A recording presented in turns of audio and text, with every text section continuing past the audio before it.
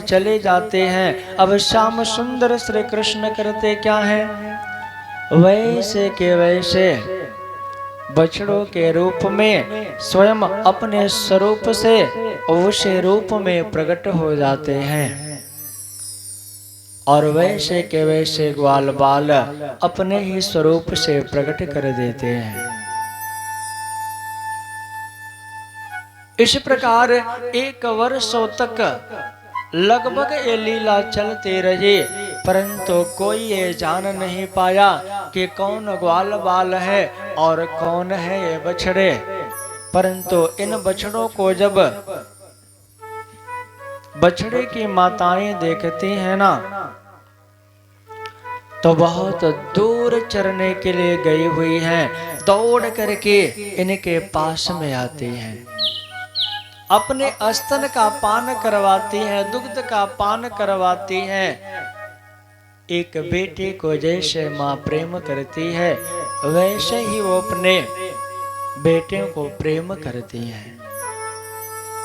इधर जब संध्या के समय ग्वाल बालों के संग में श्याम सुंदर श्री कृष्ण गैयों को लेकर के वृंदावन से अपने अपने घरों को आते हैं ना,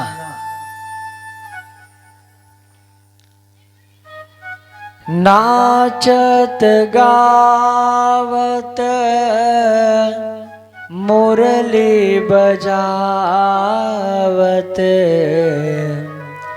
आनंद उमंग बढ़ाए, हलधर सहित ग्वाल सब संग लिए, हंसत खिलत घर आए, आवत धेनु चराए बन से, आवत धेनु चराए। और इस प्रकार श्याम सुंदर श्री कृष्ण जो ग्वाल बालों के रूप में स्वयं है, और ऐसे श्याम सुंदर श्री कृष्ण नाचते हुए गाते हुए और वंशी को बजाते हुए हलधर सहित ग्वाल बालों के संग में जब अपने अपने घरों को आते हैं ना, तो जैसा वात्सल्य स्नेह ब्रज की माताओं का कृष्ण के प्रति था, वही वात्सल्य स्नेह अब अपने अपने बालकों के प्रति हो गया, क्योंकि बालकों के रूप में कौन है, सो स्वयं परमात्मा श्री कृष्ण है। ऐसे में अथाह प्रेम वो माताएं जब श्याम सुंदर श्री कृष्ण को देखते थे, उनके अंदर ये जिज्ञासा थे कि काश ओ नंद का लाल हमारे घर पे जन्म लेकर के आया होता, सो हम अपने हाथों से उसको माखन पवाते, अपने हाथों से उनका श्रृंगार करते, और ऐसा कहते कहते उनके आंखों से अश्रुधारा बहने लगते। आज वही श्याम सुंदर श्री कृष्ण जब उन ग्वाल बालों के रूप में वहां पर आए, तो ग्वाल बालों को देख करके अब सबकी माताएं दौड़ पड़ती हैं और अपने अपने लाला को अपने गोद में उठा करके उन्हें अपने हृदय से लगा लेती हैं। एक बार श्याम सुंदर श्री कृष्ण एक गौ के बछड़े को हटा करके उस गौ के स्तन का पान अपने मुख से कर रहे थे। तो जिस समय श्याम सुंदर श्री कृष्ण गौ के स्तन का पान अपने मुख से कर रहे थे, वो गौ बहुत प्रसन्न थे, परंतु जो अन्य गौएं थी, उन गौओं की दृष्टि जब श्याम सुंदर श्री कृष्ण के ऊपर पड़ी, तो उनके आंखों से अश्रुधारा बहने लगी। रोने लगती हैं और उनके हृदय में यह भाव आता है कि हमसे कौन सा ऐसा अपराध हो गया, हमसे कौन सा ऐसा पाप हो गया जो श्याम सुंदर श्री कृष्ण हमारे स्तन का पान नहीं कर रहे हैं। भगवान अपने भक्तों की सारी इच्छाओं को पूर्ण करते हैं। उनकी इच्छाओं को पूर्ण करने के लिए ही उनके बछड़ों के रूप में वे प्रकट हुए हैं। तो ऐसे में वो गैया अपने बछड़ों से अथाह प्रेम कर रही हैं और वैसे के वैसे वो माताएं जो अपने लाला के रूप में श्याम सुंदर श्री कृष्ण को देखना चाहती थी, प्रेम करना चाहती थी, ऐसे लीला लगभग 1 वर्षों के आसपास चली और ब्रह्मा जी को ये चेत हुआ, अरे मैंने तो ग्वाल बालों और बछड़ों को कंदरा में बंद कर दिया है। और उसी समय ब्रह्मा जी आते हैं और आकर के परीक्षा लेना चाहते हैं कि देखो तो ये ब्रह्म है तो कैसे लीला किया हुआ है। ऐसे में कंदरा में जाकर के देखते हैं तो वो बहु वैसे के वैसे ग्वाल बाल वही बछड़े पड़े हुए हैं। और इधर जब वृंदावन में आते हैं तो देखते क्या है कि श्याम सुंदर श्री कृष्ण उन ग्वाल बालों के बीच में बैठ करके कलेवा कर रहे हैं। अब ब्रह्मा जी को शंका हो जाती है कि ये सत्य है कि वो सत्य है, वो सत्य है कि ये सत्य है। पहाड़ जैसे ब्रह्मा जी एक बार चल कर के जाते हैं कंदरा के पास में, वहां पे देखते हैं कि वैसे के वैसे ग्वाल बाल पड़े हुए हैं।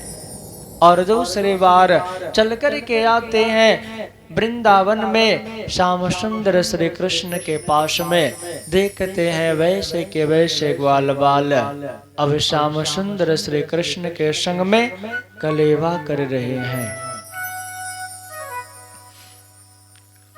और इस प्रकार पहाड़ जैसे ब्रह्मा जी आते जाते थक जाते हैं।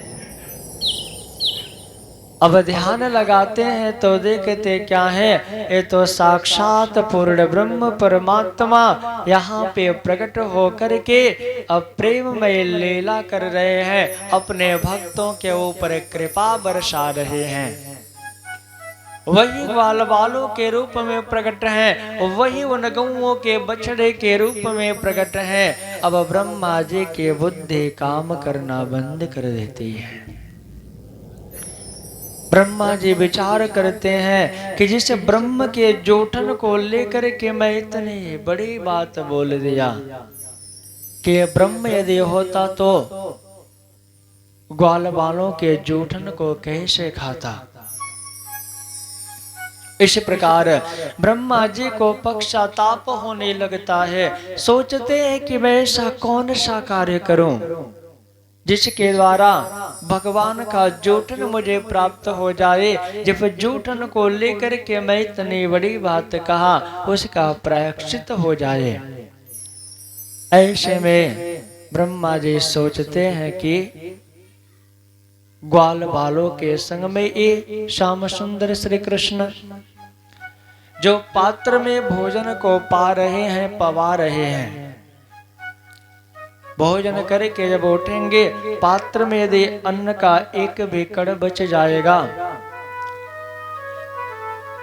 तो मैं उसे पालूंगा तो मैं अपने पापों से मुक्त हो जाऊंगा।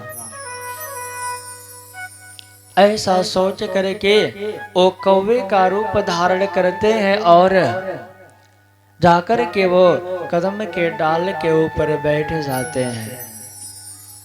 भगवान ब्रह्मा जी की करतूत को जान जाते हैं और ग्वाल बालों से कहते हैं, ग्वाल बालों आज पात्र में अन्न का एक भी कण बचना नहीं चाहिए। ग्वाल बाल कहते हैं, कन्हैया जैसे आपके इच्छा। और इस प्रकार पात्र में जो अन्न का कण है सबको समाप्त कर देते हैं, सबको पा जाते हैं। ब्रह्मा जी की अब ये जो लीला है, कौआ बन करके भगवान के जूठन को पाने की, ये चतुराई उनके वहां पे काम नहीं करती। आगे ब्रह्मा जी विचार कर रहे हैं कि चलो कोई बात नहीं, यदि पात्र में एक भी अन्न का कण मुझे नहीं मिला तो कोई बात नहीं, परंतु श्याम सुंदर श्री कृष्ण ग्वाल बालों को लेकर के जमुना जी में पानी पीने के लिए जाएंगे ही। और जब जमुना जी में पानी पीने के लिए जाएंगे, हाथ को धोएंगे तो हाथ में लगा हुआ अन्न का एक भी कण यदि मुझे मिल जाएगा तो मेरा तत्क्षण कल्याण हो जाएगा। ऐसे ब्रह्मा जी मछली का रूप धारण करते हैं और जमुना जी के किनारे तैरने लगते हैं। भगवान जमुना जी के पास में जाते हैं, देखते हैं ब्रह्मा जी यहाँ पे मछली का रूप धारण करके तैर रहे हैं मेरे जूठन को पाने के लिए। भगवान कहते हैं ग्वाल बालों, आज जमुना जी में कोई भी अपने हाथ को नहीं धोएगा। भगवान कहते हैं कि ग्वाल बालों, आज जमुना जी में कोई भी अपने हाथ को नहीं धोएगा। ग्वाल बाल कहते हैं प्रभु जैसे आपकी इच्छा।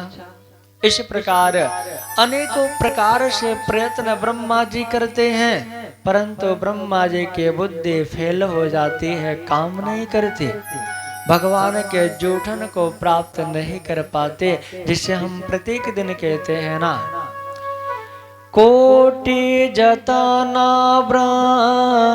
महाकरि था के सो जूठन नहीं पाए, सो जूठन धने सहज कृपा से पंचमनि सदीन पाए।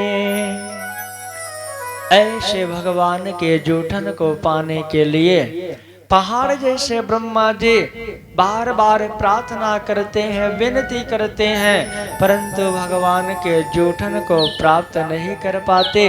उनकी कृपा से आपको ये जो देव दुर्लभ मानव जीवन मिला हुआ है, और इस जीवन में यदि आपको तारतम्य प्राप्त हो गया, आपकी चित्तवृत्ति श्री कृष्ण के चरणों से जुड़ गई, तो ऐसे श्री कृष्ण को भोग लगा करके उनके जूठन का पान आप प्रत्येक दिन करते हो।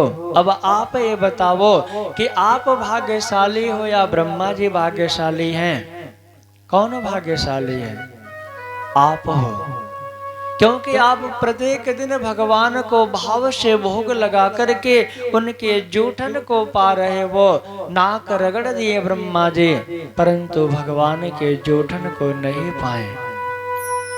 पहाड़ जैसे ब्रह्मा जी छोटे से श्याम सुंदर श्री कृष्ण के समक्ष अब प्रकट होते हैं। ग्वाल बालों को कंदरा से, बछड़ों को कंदरा से लाकर के वापस करते हैं, बोलते हैं प्रभु हमसे बहुत भारी भूल हो गई, आप कृपा करके हमारे अपराधों को क्षमा कीजिए। पहाड़ जैसे ब्रह्मा जी भगवान के चरणों में नाक रगड़ देते हैं, परंतु भगवान उनके पापों को क्षमा नहीं करते। कारण क्या है मेरे प्यारे भक्त प्रेमियों? कारण ये है कि भगवान ब्रह्मा जी ने भगवान के भक्तों को भगवान से दूर किया, इसलिए भगवान ब्रह्मा जी के करतूत को क्षमा नहीं करते हैं। ऐसे ब्रह्मा जी क्षमा याचना करके जब अपने लोक को जाते हैं, तो वहां पे जाने से पहले ही भगवान वहां पे पहुंचे, ब्रह्मा जी के स्वरूप को धारण किया और द्वारपालों से कहते हैं कि आजकल इस ब्रह्मांड में नकली ब्रह्मा बहुत बने फिर रहे हैं, इसलिए यदि कोई आए और आकर के कहे कि मैं ब्रह्मा जी हूँ तो मैं जा रहा हूँ अब आराम करने, उसको अंदर प्रवेश मत होने देना। और इस प्रकार भगवान उनके ही लोक में जाकर के ब्रह्मा जी के स्वरूप को धारण करके विराजमान हो जाते हैं। ब्रह्मा जी जब अपने लोक को जाते हैं तो द्वारपाल कहते हैं कि ठहर जाओ, तुम अंदर प्रवेश नहीं कर सकते, कौन हो तुम? ब्रह्मा जी विचार करते हैं किन द्वारपालों को क्या हो गया है, अरे मैं इस लोक का स्वामी हो, ब्रह्म लोक का स्वामी हो, और स्वामी को अंदर जाने के लिए मना कर रहे हैं। ब्रह्मा जी कहते हैं कि क्या तुम्हें पता नहीं मैं कौन हूँ? मैं ब्रह्मा जी हूँ। तो उनके पार्षद कहते हैं, द्वारपाल कहते हैं कि आजकल नकली ब्रह्मा बहुत बने फिर रहे हैं। अरे ब्रह्मा जी तो पहले से ही जाकर के विराजमान हैं। उन्होंने कहा है कि यदि कोई ब्रह्मा आए और आकर के कहे कि मैं ब्रह्मा हूँ, तो उसको अंदर आने मत देना, क्योंकि नकली ब्रह्मा भी तो बहुत बने फिर रहे हैं। भगवान के कृपा को ब्रह्मा जी देखते हैं तो साक्षात वही परमात्मा ब्रह्मलोक में भी विराजमान है। ऐसे प्रभु की स्तुति करते हैं, विनती करते हैं। भगवान कहते हैं, ब्रह्मा जी चराचर जगत में मैं ही विराजमान हूँ, मेरे अतिरिक्त संसार में कुछ भी नहीं है, इसलिए सृष्टि को बनाना, बिगाड़ना, एको अहम बहुशाम के कल्पना करना सब मेरे द्वारा होता है और सारी सृष्टि मेरे में ही लय हो जाती है। इसी प्रकार श्रीमद् भागवत महापुराण का पहला श्लोक स्पष्ट कर देता है। सच्चिदानंद रूपाय विश्वोत्पत्त्यादि हेतवे तापत्रय विनाशाय श्री कृष्णाय वयम नमः। सतचित आनंद से परिपूर्ण जिनका रूप है, ऐसे परमात्मा करते क्या है? विश्व उत्पत्त्यादि हेतवे, विश्व की उत्पत्ति करने के लिए ब्रह्मा जी के रूप में, पालनहार करने के लिए भगवान विष्णु जी के रूप में, संहार करने के लिए भगवान शंकर जी के रूप में प्रकट होकर के लीला कर रहे हैं।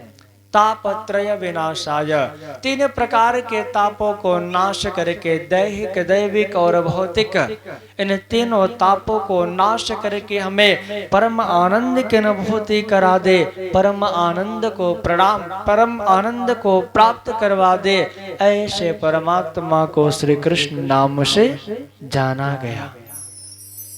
वही परमात्मा आज ब्रज में प्रकट होकर के प्रेममय लीला कर रहे हैं, तो इसमें कौन से विडंबना है? पहाड़ जैसे ब्रह्मा जी क्षमा याचना करते हैं, भगवान उनको क्षमा नहीं करते, वहां से पुनः चले आते हैं। श्याम सुंदर श्री कृष्ण जो बहुत प्रेममय लीला वृंदावन में करते हैं, सो आइए एक छोटा सा नाम संकीर्तन हो जाए, फिर आगे की कथा को कहेंगे। बोलिए।